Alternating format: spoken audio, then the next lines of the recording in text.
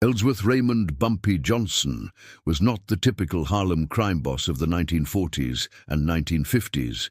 While his contemporaries built empires through unbridled brutality and constant intimidation, Bumpy sat in modest apartments reading Plato, Sun Tzu, and Machiavelli into the early morning hours. An obsessive chess practitioner, he saw every move on the streets as pieces on an infinite board. Always 3 moves ahead, always calculating probabilities, always transforming disadvantages into strategic advantages.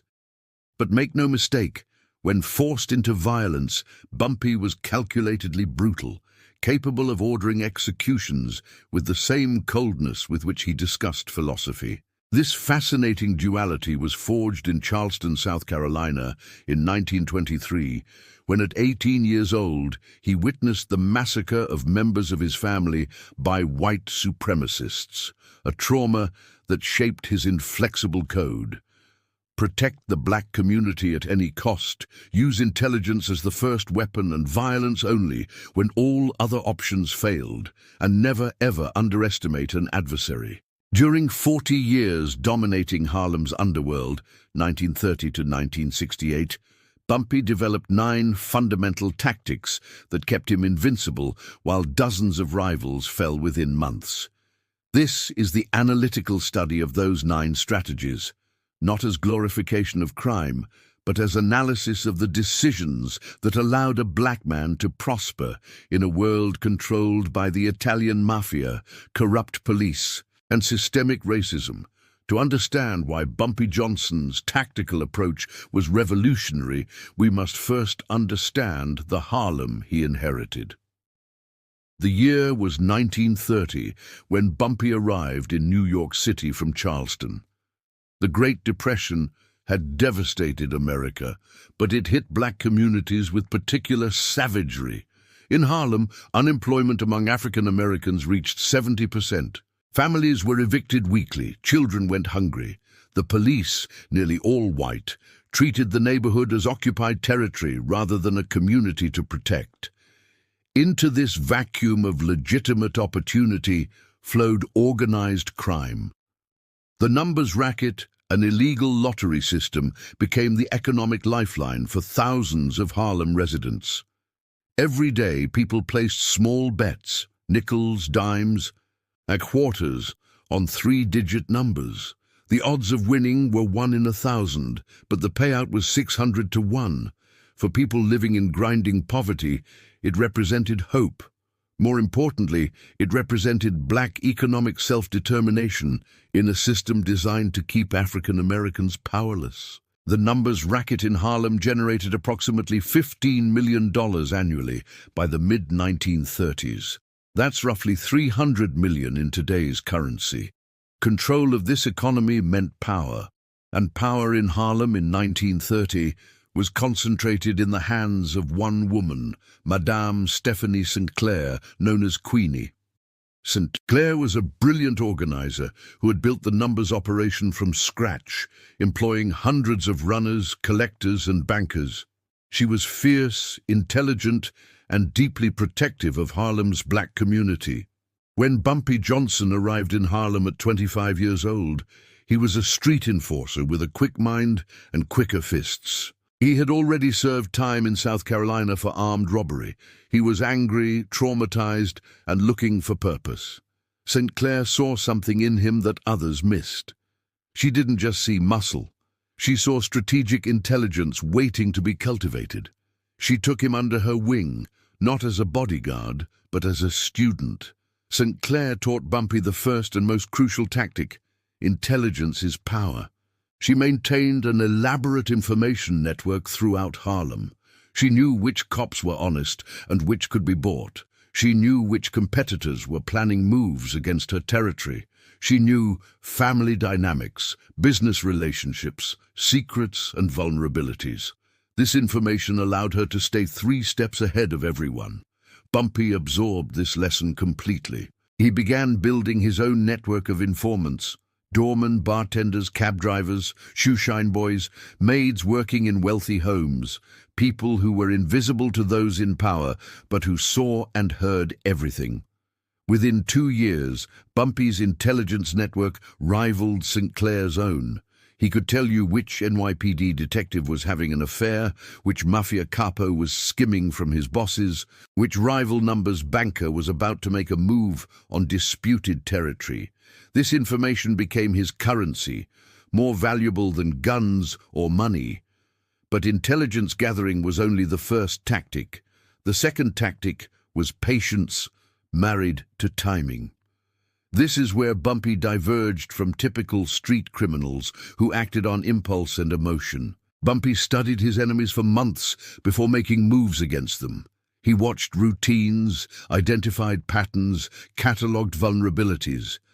Then he waited for the perfect moment, when his target was most exposed, when public sentiment was in Bumpy's favor, when law enforcement attention was focused elsewhere. In 1933, a rival numbers operator named Mustache Jones began muscling in on territory controlled by St. Clair. Jones was violent and unpredictable, known for beating runners who came up short and terrorizing shop owners who refused his protection. The conventional response would have been immediate retaliation, a shooting, a beating, a show of force. Bumpy counseled patience. He spent 6 weeks studying Jones's operation. He discovered that Jones had a gambling problem and was deeply in debt to a Chinese tong in Chinatown. He learned that Jones beat his common-law wife regularly. He found out that Jones's top lieutenant was secretly seeing one of Jones's girlfriends. Bumpy didn't pull a trigger. He manipulated the situation. He anonymously tipped off the tong about Jones's whereabouts. He arranged for Jones's wife to be offered safe shelter with a sympathetic church group that documented her injuries. He ensured that Jones's lieutenant learned that Jones knew about the affair with the girlfriend. Within 3 weeks, Jones was beaten nearly to death by the tong's enforcers for unpaid debts. His wife testified against him to authorities on assault charges. His lieutenant disappeared with a significant portion of Jones's money. Jones's operation collapsed without Bumpy firing a single shot or throwing a single punch. The beauty of this approach was deniability and efficiency. The police had no reason to investigate Bumpy. The criminal underworld saw only Jones's self-destruction. And Bumpy's reputation grew, not as a violent thug, but as someone far more dangerous, a strategic thinker who could dismantle you without you even knowing he was the architect. The third tactic was economic leverage rather than pure violence. Bumpy understood something that many street criminals missed. Sustainable power comes from controlling economic flows, not bodies. Violence was temporary. Fear faded. But if you controlled someone's livelihood, you controlled them completely. When Bumpy wanted to bring a particular Harlem business owner into his sphere of influence, he didn't threaten the man. Instead, he studied the man's business. He learned that the man owed significant money to suppliers. Bumpy quietly paid off those debts through intermediaries, then presented the man with the receipts. Now the man owed Bumpy. It was a debt of gratitude backed by the implicit threat that Bumpy could call in those financial obligations at any time. The man became a willing ally, providing information, storing contraband, laundering money, all without a single threat being uttered. This tactic scaled beautifully. Bumpy created webs of economic dependence throughout Harlem. He became a banker for people who couldn't get legitimate loans. He helped families avoid eviction. He provided capital for small businesses, always with strings attached, always creating obligations. By the late 1930s, Bumpy had hundreds of people throughout Harlem who owed him favors, money, or loyalty. The fourth tactic was what we might call strategic mercy. Bumpy understood that excessive violence created more problems than it solved. When you killed someone, you created grieving families who wanted revenge. You attracted police attention, and you generated fear that could metastasize into resistance. Bumpy's approach was more surgical. He used violence rarely, but with devastating precision when necessary. But more often, he used the threat of violence combined with offers of mercy to create loyalty. In 1941, Bumpy discovered that one of his trusted runners had been skimming money from the daily take. The standard response in the criminal underworld would have been brutal, a beating that left the man crippled, or worse, a disappearance into the East River. Bumpy took a different approach. He confronted the runner privately. He laid out all the evidence of the theft. Then he asked why. The runner, terrified, admitted his mother needed expensive medical treatment he couldn't afford. Bumpy made a calculated decision. He paid for the mother's medical care, but he also made clear that the runner now owed him a debt that would be paid through absolute loyalty and by becoming Bumpy's eyes and ears in a particular neighborhood. The runner became one of Bumpy's most reliable informants for the next 20 years, providing intelligence that prevented several attempts on Bumpy's life and operations. This wasn't sentimentality. It was cold, strategic calculation. By showing mercy, Bumpy accomplished multiple objectives simultaneously. He created fanatical loyalty in the runner. He sent a message throughout his organization that Bumpy was fair and would listen to explanations. And he avoided the attention and revenge cycles that would have come from a violent response.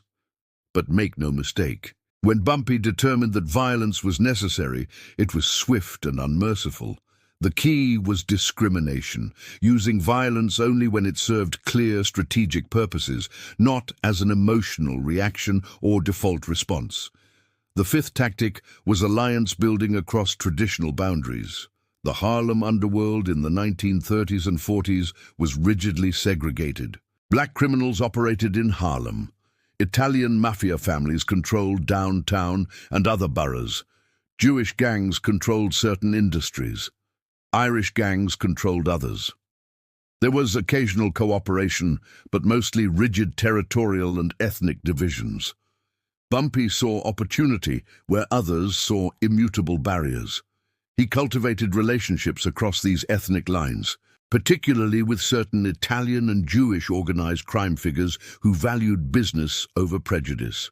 His most significant alliance was with Charles "Lucky" Luciano, the brilliant Sicilian who reorganized the American mafia into the modern commission system. Luciano and Bumpy met in the mid-1930s under tense circumstances. Luciano's organization wanted to take over Harlem's lucrative numbers racket. Dutch Schultz, a violent psychopath working loosely with the Italian families, had been waging war against black numbers operators, including Madame St. Clair and Bumpy. Bumpy approached Luciano with a proposition: let Harlem remain under black control, but create a profit-sharing arrangement where the Italian families received a percentage in exchange for protection from other white criminal organizations and corrupt police. More importantly, Bumpy offered something Luciano desperately needed: intelligence. Bumpy's network in Harlem extended into the homes of wealthy white New Yorkers as maids, chauffeurs, and servants. These employees heard conversations, saw documents, learned secrets. Bumpy could provide Luciano with intelligence about legitimate businessmen, politicians, and law enforcement that Luciano's own networks couldn't access. Luciano, a pragmatist, saw the value. The alliance was formed. When Dutch Schultz continued his violent rampage against Harlem operators, refusing to respect the arrangement, Luciano made a decision.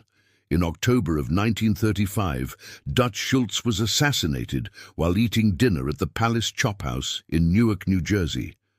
Multiple factors led to Schultz's death, but Bumpy's intelligence about Schultz's movements and Bumpy's case for why Schultz was bad for business played a role in Luciano's decision to sanction the hit.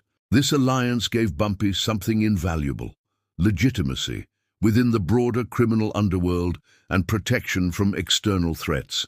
But it also demonstrated the sixth tactic: understand power dynamics and position yourself as indispensable. Bumpy never tried to position himself as Luciano's equal in the larger criminal hierarchy. That would have been unrealistic and would have created resentment.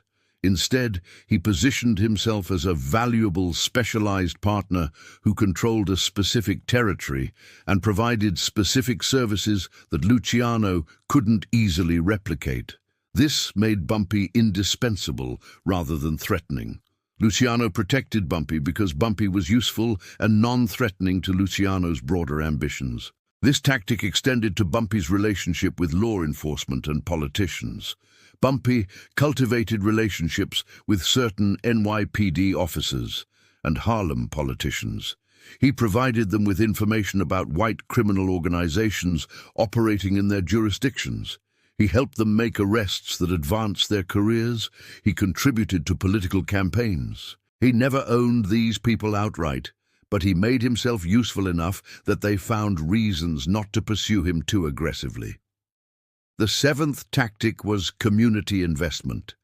This is perhaps the most misunderstood aspect of Bumpy's operation. Unlike many criminals who simply extracted wealth from their communities, Bumpy systematically invested in Harlem. He paid for children's school supplies. He funded community centers.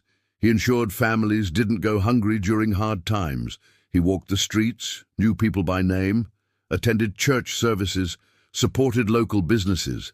This wasn't altruism, it was strategic brilliance.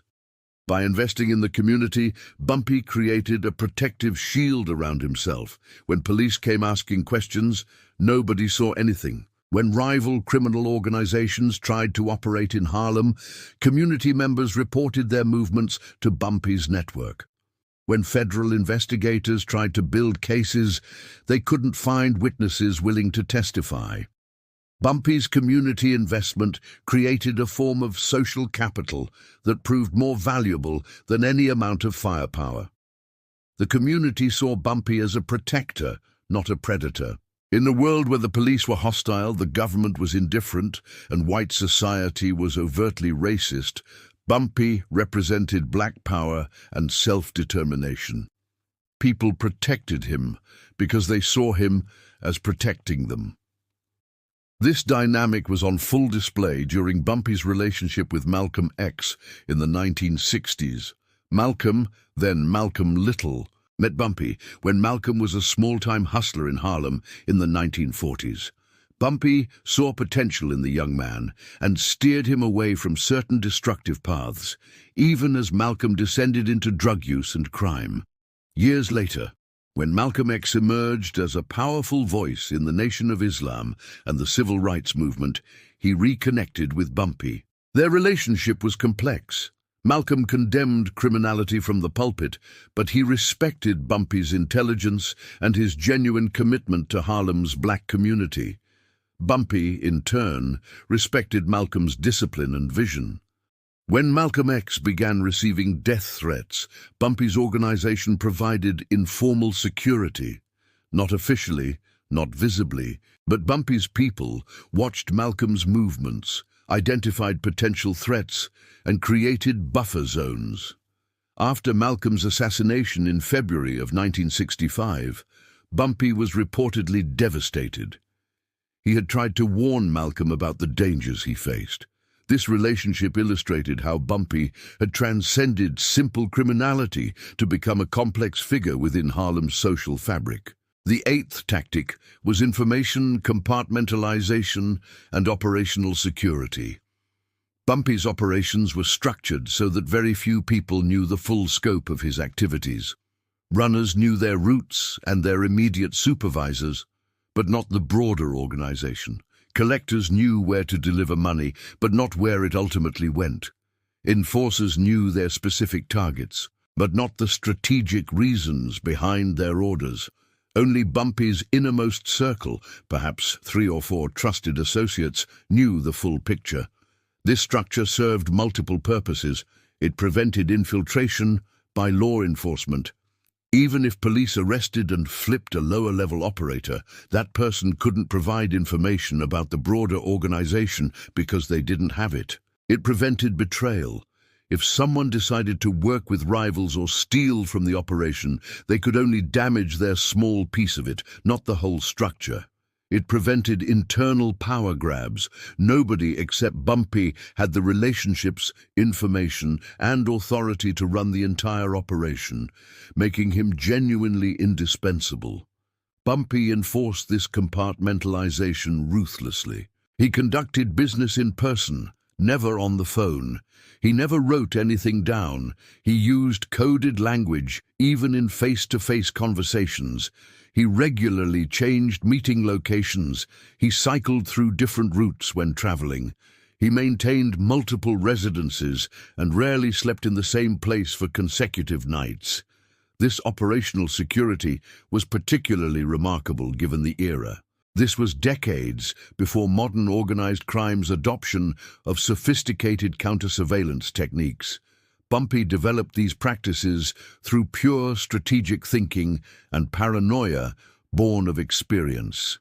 The FBI, which began investigating Bumpy in the late 1930s, struggled for decades to build a comprehensive case against him. They could prove he was involved in the numbers racket. They could document his associations with known criminals, but they couldn't penetrate his organization deeply enough to build a conspiracy case that would result in a long federal sentence.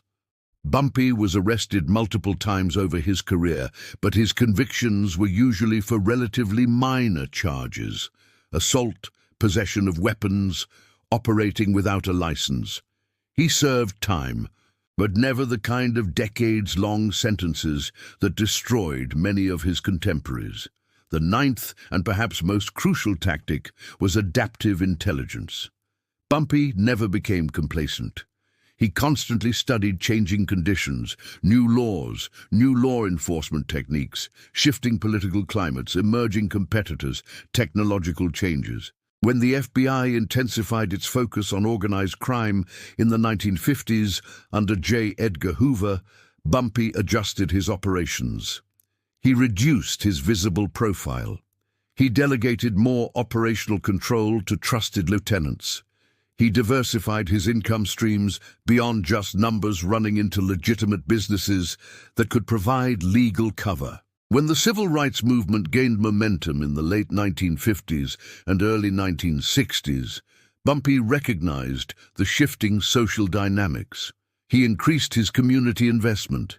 He aligned himself more overtly with civil rights goals while maintaining his criminal operations. He understood that he needed to be seen as part of the solution to Harlem's problems, not just part of the problem. When younger, more violent criminals began emerging in Harlem in the 1960s, bringing heroin and increasing brutality, Bumpy adapted again. He positioned himself as old school, as someone who maintained standards and codes. He worked to prevent the worst excesses of the heroin trade from devastating Harlem, even as he couldn't stop it entirely. This adaptive intelligence also extended to recognizing when circumstances had fundamentally changed. By the mid-1960s, Bumpy was in his early 60s. He had survived 4 decades in an environment where most men died or went to prison within years. He had accumulated wealth, respect, and power, but he also recognized that the world was changing. The FBI's use of electronic surveillance was making traditional criminal operations increasingly dangerous. The emergence of heroin was creating a more violent, less controllable criminal environment. The civil rights movement was opening legitimate opportunities for black advancement that hadn't existed when Bumpy started. Bumpy began grooming successors, including Frank Lucas, who would eventually take over some of Bumpy's operations after his death. Bumpy also began extracting himself from day-to-day operations, preparing for a potential semi-retirement. He didn't fully achieve this transition. On July 7, 1968, Bumpy Johnson suffered a heart attack while eating breakfast at Wells Restaurant on Lenox Avenue. He died before the ambulance arrived. He was 62 years old. His death marked the end of an era. These 9 tactics, intelligence gathering, patient timing, economic leverage, strategic mercy, Alliance building, positioning as indispensable, community investment, operational security, and adaptive intelligence constituted Bumpy's strategic framework. They allowed him to dominate Harlem's underworld for 40 years, in an era when black men had virtually no legitimate paths to power, wealth, or respect. But we must ask the difficult questions. Was Bumpy Johnson a hero? No. He built his power through illegal activities that, while providing some economic opportunity in a segregated society, also extracted wealth from some of Harlem's poorest residents through gambling. His protection of the community was real, but it was also self-serving. His violence, while more restrained than many of his contemporaries, still caused suffering. Was he a villain? That's equally simplistic. Bumpy operated in a society that systematically oppressed black Americans, denied them legal economic opportunities, subjected them to violence from both criminals and police, and offered virtually no legitimate paths to power or security. The numbers racket, while illegal, provided more economic opportunity for Harlem residents than most legitimate industries of the era that refused to hire black workers. Bumpy's protection of his community from white criminal organizations and corrupt police was genuine, even if it served his interests. The more useful framework is to see Bumpy Johnson as a strategic response to an impossible situation. He was a highly intelligent man, born into a society that offered him no legitimate outlet for that intelligence. He was a black man in an era of explicit, violent racism that denied him basic human dignity and opportunity.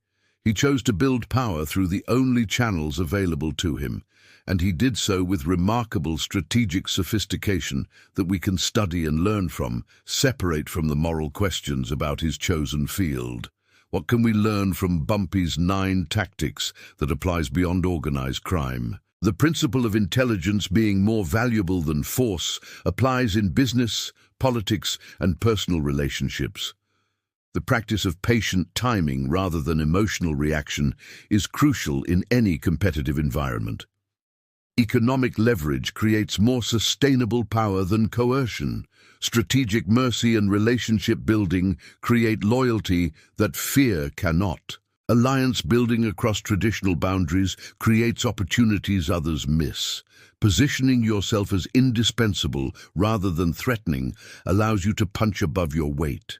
Investment in your community creates protective networks. Operational security and information compartmentalization protect against threats. Adaptive intelligence allows you to survive changing conditions. These are principles that successful business leaders, military strategists, and political operators have used throughout history.